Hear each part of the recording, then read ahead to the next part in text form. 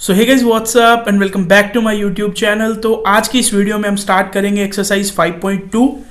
आज की इस वीडियो में हम एक्सरसाइज 5.2 का क्वेश्चन नंबर 1, 2, 3, 4 कवर कर लेंगे। फर्स्टली अगर आपने मेरी बेसिक्स ऑफ एक्सरसाइज 5.2 वाली वीडियो नहीं देखी है तो सबसे पहले आपको उस वीडियो को चेकआउट करना है।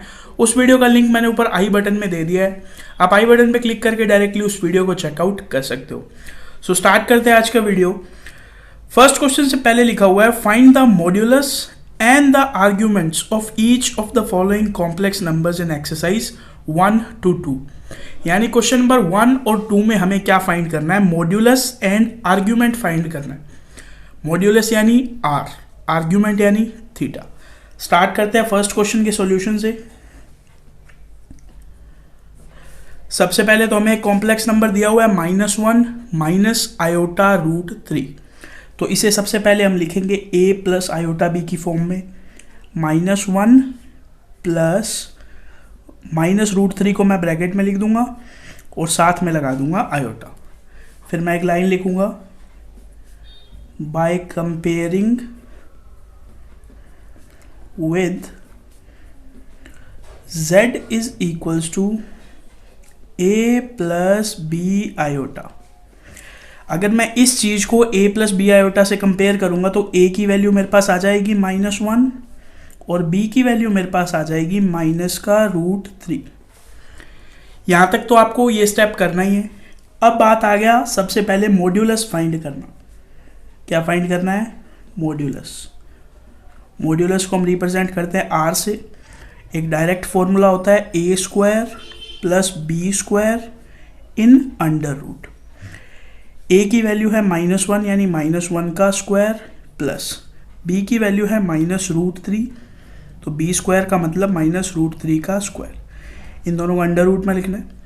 तो माइनस को तो आप इग्नोर ही कर दो क्योंकि माइनस वाले नंबर का भी जो स्क्वायर होता है वो पॉजिटिव ही होता है। तो -1 का स्क्वायर हो गया 1 प्लस -√3 का स्क्वायर हो गया 3, रूट हट जाएगा। 1 प्लस 3 क्या होता है? 4 एंड अंडर रूट 4 की वैल्यू होती है 2। तो ये हमने फाइंड कर दिया मॉड्यूलस। अब मैं यहाँ पे करता हूँ क्वेश्चन। सेकंड है, हमें फाइंड करना है आर्ग्यूमेंट।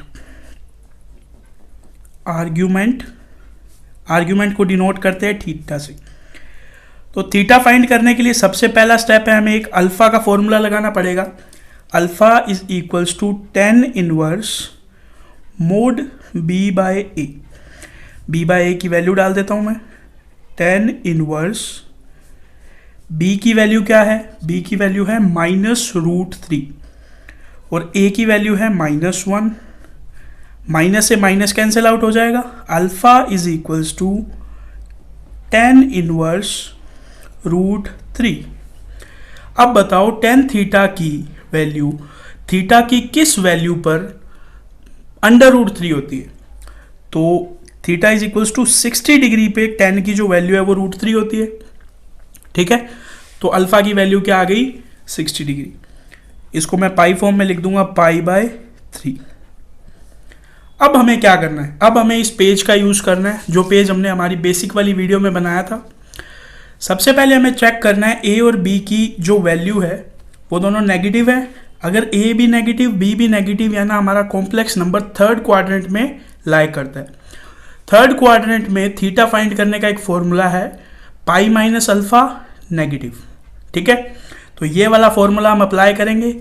ये वाला फॉर्मूला अप्लाई करने से पहले एक लाइन लिखूंगा complex number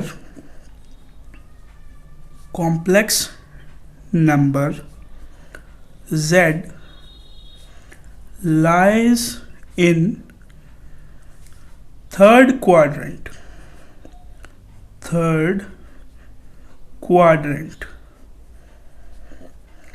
so directly theta का एक फॉर्मूला लिख देंगे। Theta is equals to minus pi minus alpha. Theta is equals to minus पाई/3।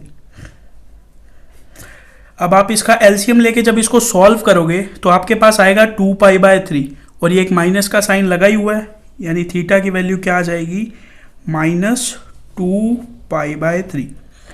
तो हमें मॉड्यूलस और आर्ग्यूमेंट दोनों चीज़ें फाइंड करनी थी इस क्वेश्चन में। तो मॉड्यूलस की वैल्यू आ गई 2 एंड आर्ग्यूमेंट की वैल्यू आ गई -2π/3। तो ये था हमारा फर्स्ट क्वेश्चन। सेकंड क्वेश्चन भी बिल्कुल सिमिलर है, उसमें भी हमें मॉड्यूलस एंड आर्ग्यूमेंट की वैल्यू फाइंड करनी है। सो डायरेक्टली चलते हैं क्वेश्चन नंबर 2 पे। सो क्वेश्चन नंबर 2 में हमें z जो दिया हुआ है वो है -√3 + i।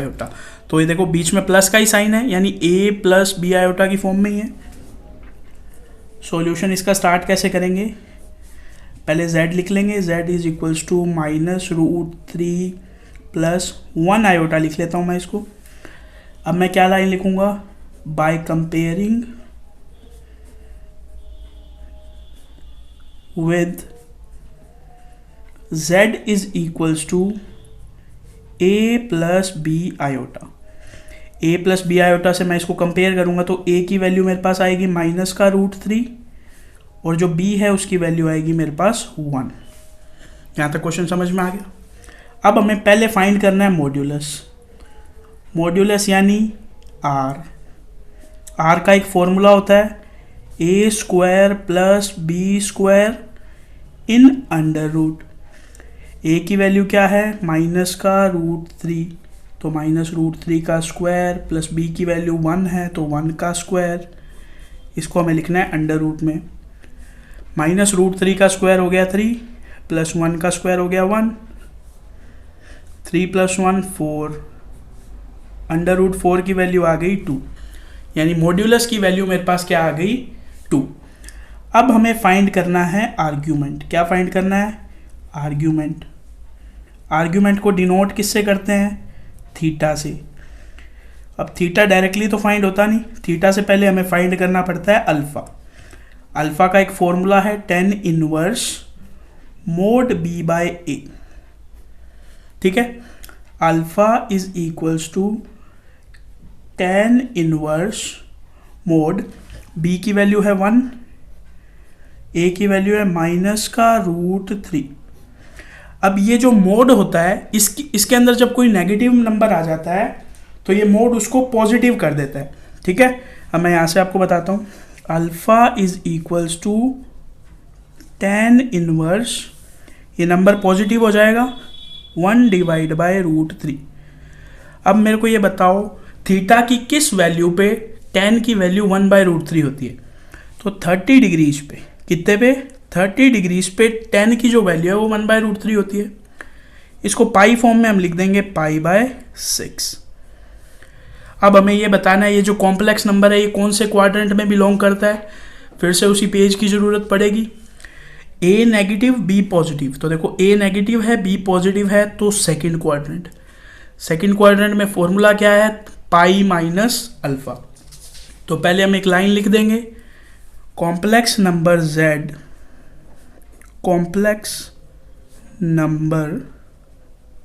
z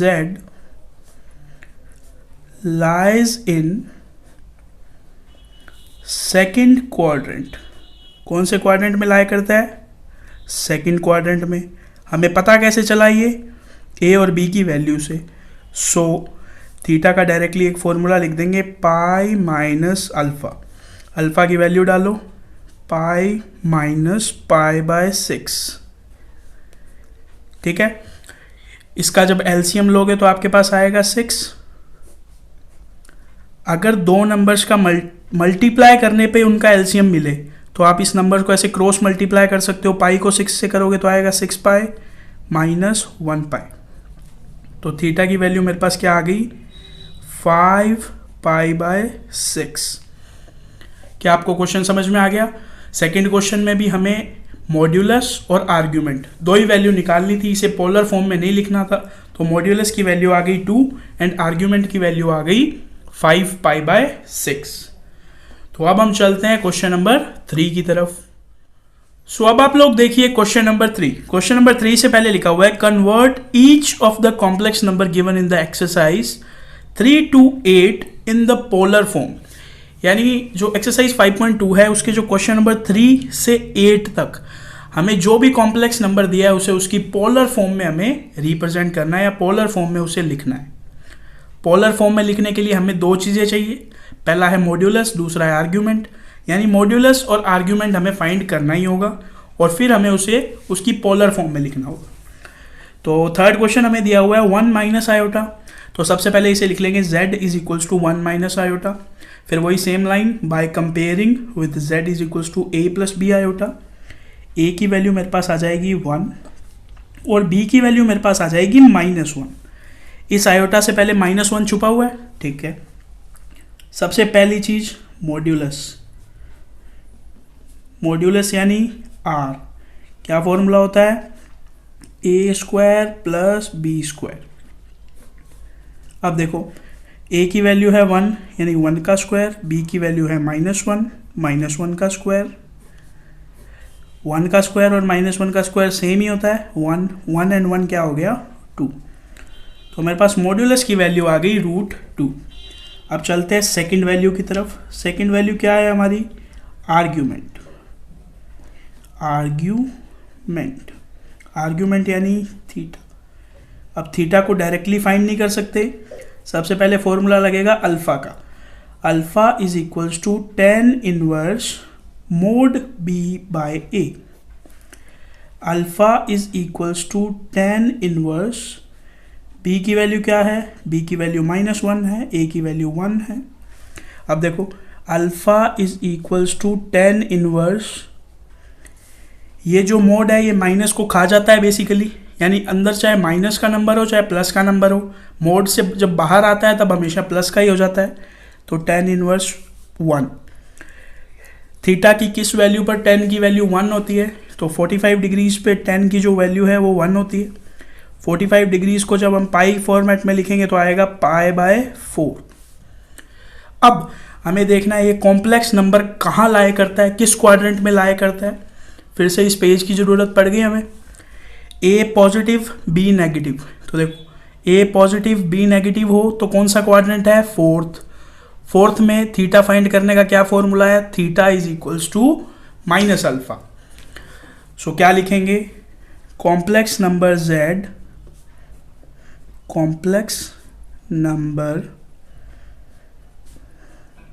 z lies in fourth quadrant।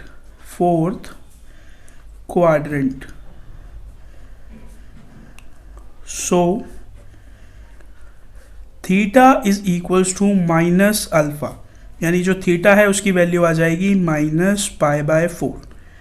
लेकिन क्वेश्चन यहाँ पे ख़त्म नहीं हुआ है, इसे अभी हमें इसकी पोलर फॉर्म में भी लिखना है। तो हम लिखेंगे इन पोलर फॉर्म।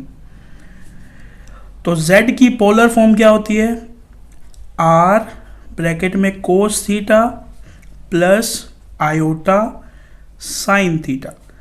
r और थीटा की वैल्यू डाल दो, z इज इक्वल्स टू √2, ठीक है। एक बड़े ब्रैकेट में लिखते हैं, कोस थीटा की वैल्यू क्या है -π/4 प्लस आयोटा साइन -π/4।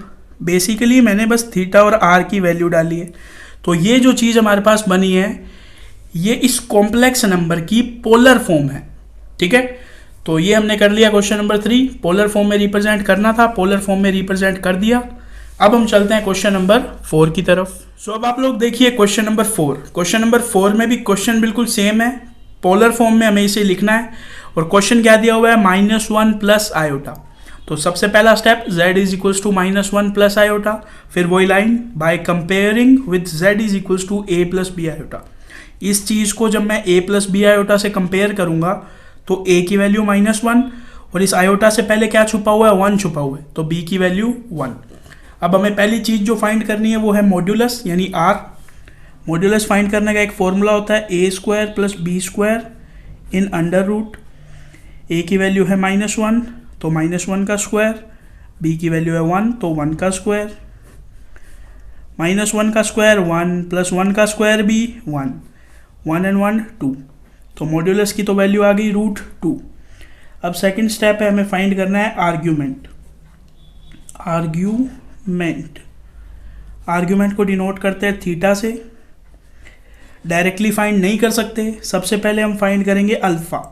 अल्फ़ा का फॉर्मूला होता है tan इनवर्स मोड के अंदर b बाय ए। तो alpha is equals to tan inverse b की वैल्यू क्या है 1, a की वैल्यू है -1। अब देखो इस मोड की क्या खासियत है, इस माइनस को खा जाता है ये, तो नंबर हमारे पास क्या बच जाएगा पॉजिटिव। तो मैं इसको लिख देता हूँ tan इनवर्स 1। अब alpha is equals to tan inverse 1 का क्या मतलब है, tan की वैल्यू कितने एंगल पे या किस एंगल पे 1 होती है। तो 45 डिग्रीज पे tan की वैल्यू 1 होती है, तो अल्फ़ा की वैल्यू आ गई 45 डिग्रीज। इसको जब मेरे को पाई फॉर्म में लिखना है तो मैं लिख दूंगा पाई बाय 4। तो अल्फ़ा की वैल्यू आ गई pi by 4।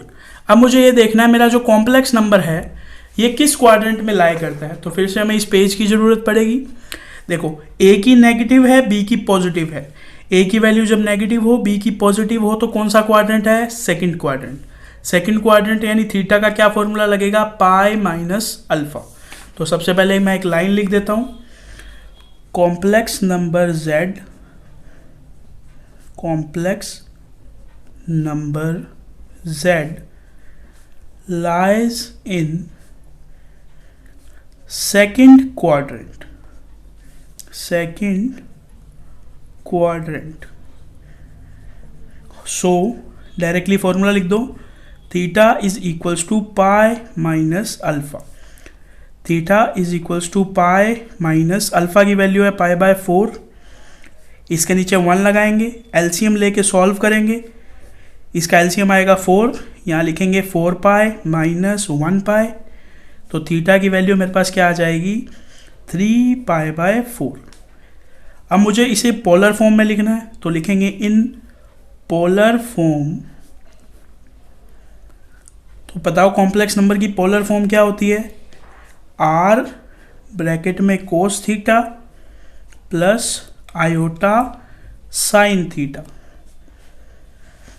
z is equals to r और थीटा की वैल्यू डाल दो। r की वैल्यू है √2, कोस थीटा की वैल्यू है 3 pi by 4 plus iota sign 3 pi by 4।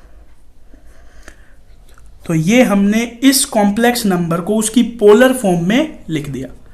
तो इसी के साथ ये कंप्लीट होता है हमारा question number 4। Question number 5 to 8 भी बिल्कुल सिमिलर है, उन्हें हम कवर करेंगे हमारी नेक्स्ट वीडियो में। अगर आपको ये सब PDF नोट्स चाहिए जो हम हमारी YouTube वीडियोज़ में बनाते हैं, तो आप मेरे टेलीग्राम चैनल को ज्वाइन कर सकते हैं। बस आपको टेलीग्राम पे सर्च करना है अनिरुद्ध एजुकेशन हब। सो बस आज की वीडियो में इतना ही। अगर आपको वीडियो पसंद आई हो तो वीडियो को लाइक एंड शेयर कर देना। ऑल्सो आपका कोई भी फीडबैक हो तो आप उसे कमेंट कर सकते हैं। मैं मिलता हूँ आपसे नेक्स्ट वीडियो में, तब तक के लिए थैंक्स फॉर वॉचिंग।